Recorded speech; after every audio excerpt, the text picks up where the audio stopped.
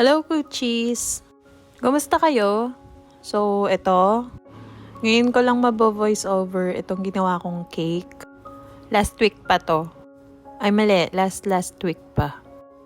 Kasi naman, mga kakuchis, ay kahirap naman nung nagpi-film ka, tapos nagbe-bake ka, tapos sa'yo lahat ng mga trabaho sa mga negosyo kong are. Pero hindi ako nagre-reklamo ha, sinasabi ko lang.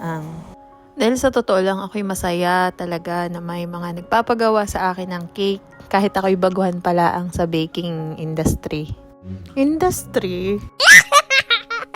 Ay di rin nga ay order sa akin ng kamag-anak namin.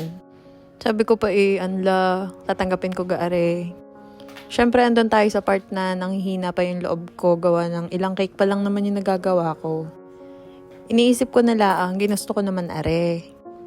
Tsaka, iniisip ko din, paano dadami ang aking customer kung ako hindi tatanggap ng mga cake? Kung hindi ko i-challenge ang sarili ko.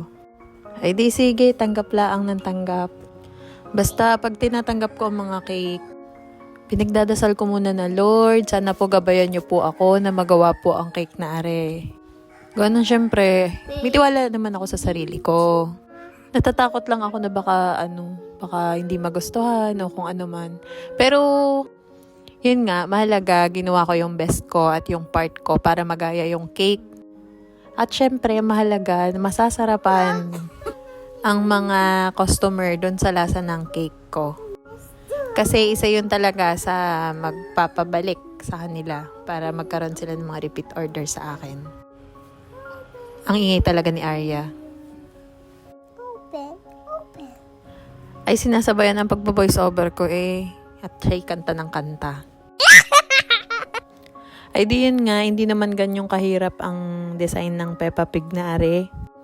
Pero syempre pinag-igi ko rin dahil nga unang mga order are ng mga cake sa akin.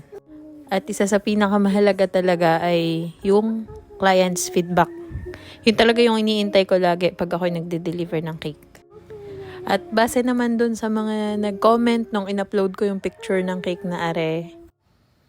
Naku, nakakatuwa talaga at nagustuhan nila. Papakita ko sa inyo yung screenshot nung nag-comment na nakatikim nitong cake na to. O, are ha. Ate Tina, maraming salamat po. And yun lang. Kita-kita ulit tayo mga kakuchis sa aking susunod na mini vlog. Yun lang. Bye!